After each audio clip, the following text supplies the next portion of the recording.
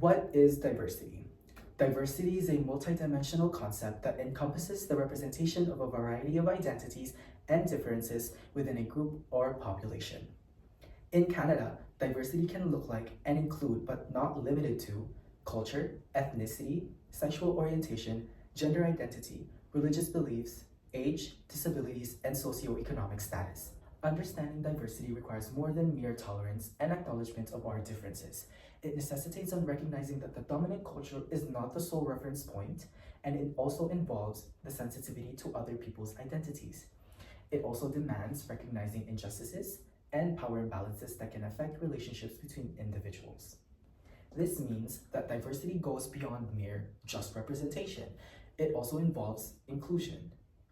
Inclusion is where individuals with diverse backgrounds feel valued, respected, supported, and are actively involved. Inclusion involves the active effort to represent and to be applicable to a wide range of people with diverse backgrounds.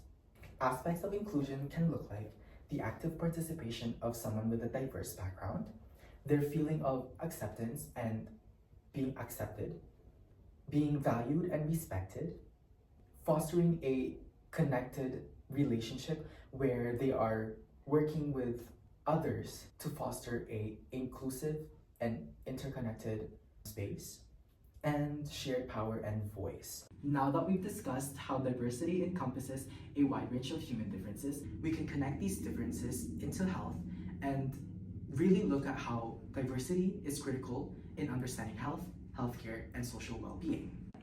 Enhancing diversity in the healthcare workforce means that patients are seeing better outcomes in their healthcare as well as increased access to care. By encompassing individuals from different diverse backgrounds, we are seeing patients be more understood in the care that they specifically look for, and they are effectively being served the care that they are seeking. But we can't enhance diversity in the workplace without first identifying the uniqueness, the differences, capabilities, and certain characteristics of certain diverse groups, which can ultimately help build a stronger organization. Diverse teams bring different perspectives to problem-solving making and decision makings, potentially leading to a more innovative and effective healthcare solution.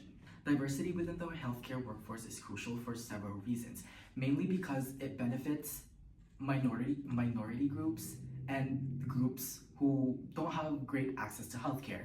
It addresses their concerns with health and their issues getting access to health. It also helps address everybody else's healthcare inequalities and inequities. With certain minority groups, having a diverse healthcare workforce means that they are reduced of having language and cultural barriers, which leads to better understanding of health and what they need to do moving forward, which means that they are able to make well-informed decisions. Diversity can look like certain recruitment practices where we are hiring diverse groups of people who are specialized in fields where they can help out with patients who require specialized care.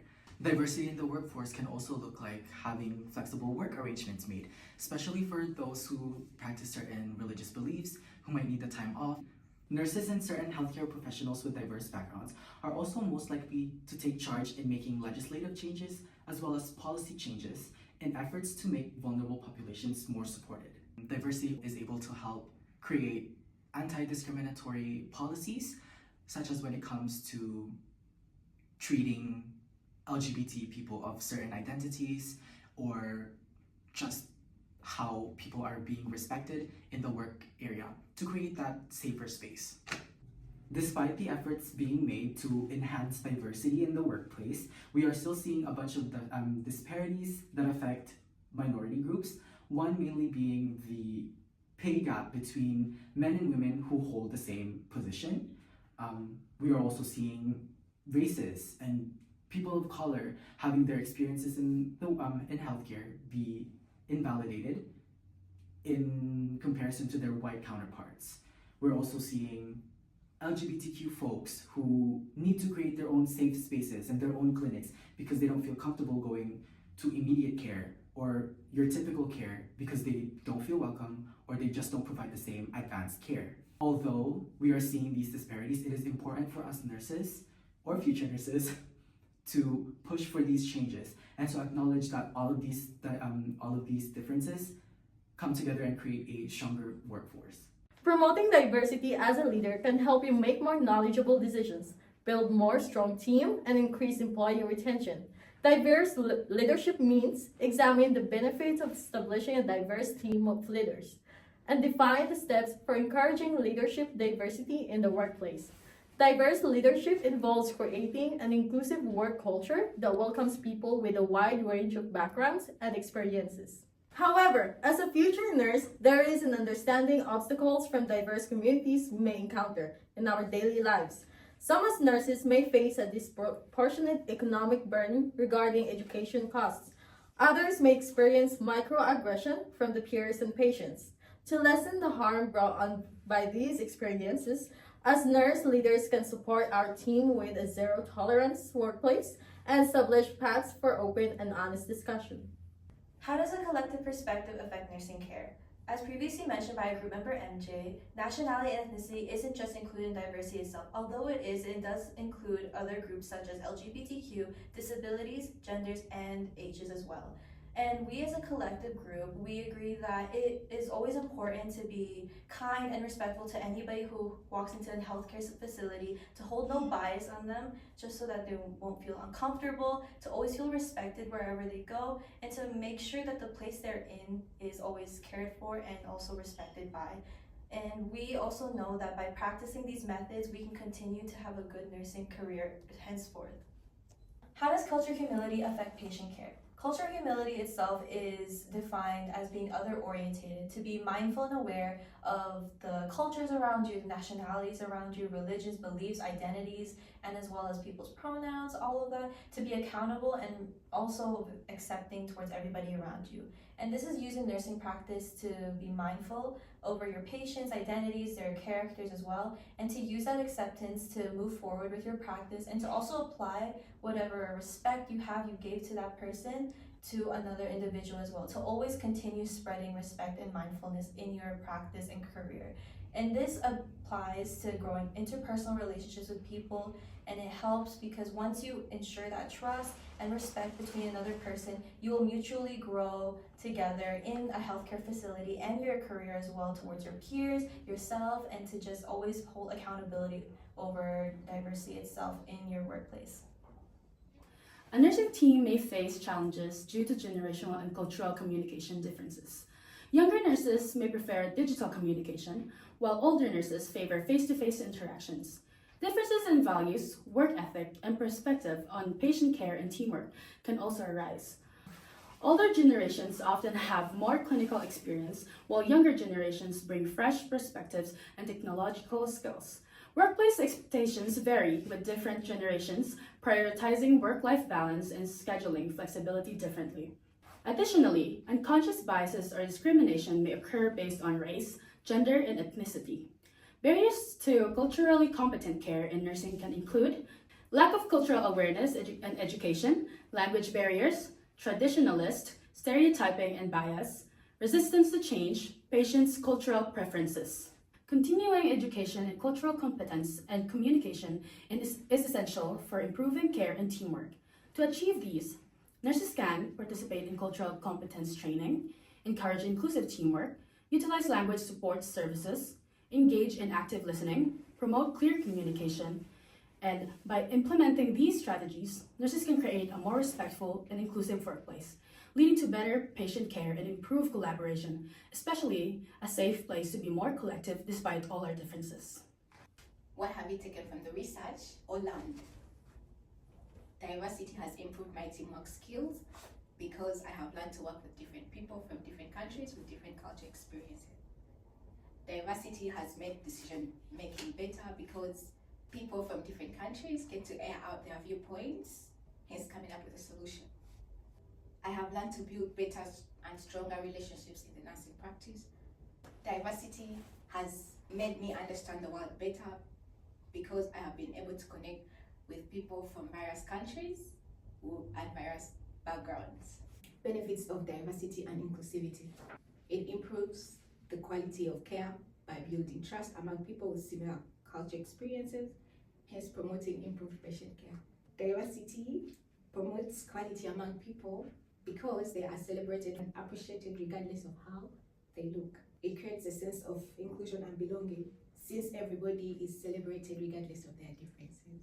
There are four mental paradigms within the RDP Practical Nursing Conceptual Framework: environment, nursing, health, and client. These four are interconnected, which guide us in providing comprehensive, inclusive care. The environment concept focuses on social determinants of health, things like income, education, and employment. For certain groups such as Indigenous peoples, LGBTQ individuals, and Black Canadians, discrimination, racism, and historical trauma are critical factors affecting health. As nurses, it's our role to reduce barriers like limited access to resources and exposure to discrimination. We must also understand how cultural and environmental factors affect health. For example, when working with a newcomer to Canada, it's important to recognize how migration and acculturation may impact their mental health. This is why culturally specific care is essential. It respects the norms, values, and practices of different populations. In the conceptual framework, nursing surrounds the client, highlighting that care must be client-centered and culturally safe. Practical nurses are expected to recognize self-biases and create safe spaces for clients from all backgrounds. Remember the golden rule: treat clients as you would want to be treated in moments of vulnerability and fear. It's not required to memorize every social costume or belief. Instead, focus on respect, sensitivity, and partnership. Providing holistic care, addressing physical, social, spiritual, and psychological needs has been proven to prevent disease and death, improving outcomes and ensuring that clients feel truly cared for. Health is multidimensional. It includes physical, mental, emotional, spiritual, and social well-being. Inclusivity is at the heart of this concept. It's important to respect each other's personal and cultural understanding of health.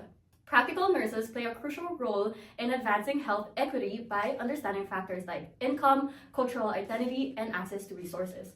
Organizations also contribute by setting goals to address systemic inequities, ensuring equitable health outcomes for all clients. The client is central to the PN framework. Inclusivity means seeing families and communities as active partners in care.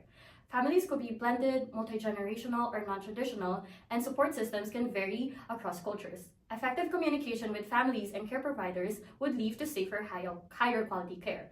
Hence, cultural humility is essential. This means listening without judgment, being open about learning to clients' cultures, and partnering with them to deliver inclusive, culturally competent care. As stated before, a lack of cultural humility compromises the ability to provide inclusive, equitable, and high-quality care. It is essential for nurses to engage in continuous self-reflection, actively listen to their patients, and approach care with an open mind to foster mutual respect, reduce disparities, and promote better health outcomes. Healthcare disparities are preventable differences in disease, injury, violence, or access to optimal health experienced by socially disadvantaged populations. These are often due to unequal access to care, socioeconomic inequalities, and systemic discrimination. Despite our strong ethical and moral commitment to others, our biases have a significant impact on nursing practice. Your body language, focus attention, or level of care can be directly impacted by your feelings towards the patients. Remember, even if you're aware of your own unconscious bias, your own reaction to your patients sets the tone for their care. Implicit biases appear to have influenced diagnosis, treatment recommendations, thoroughness of the patient histories, or number of tests that were ordered.